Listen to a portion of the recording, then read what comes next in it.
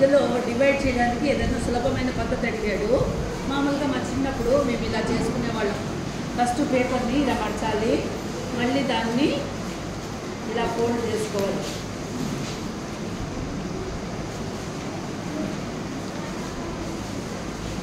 చేసిన తర్వాత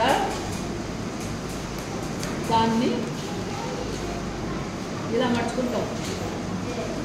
మళ్ళీ దాన్ని ఈ పక్క కూడా ఇలా మడుస్తాం. మడిచిన దాన్ని మళ్ళీ దీన్ని ఇలా పువ్వులాగా మడుచుకుంటాం. మళ్ళీ దీన్ని కూడా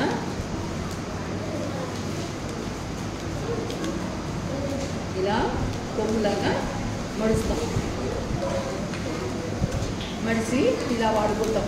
ఇక్కడ మనము హోంవర్క్ అని రాసుకుంటాం.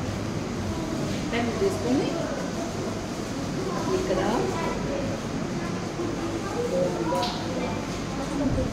అని ఇక్కడేమో క్లాస్ పెడతాం.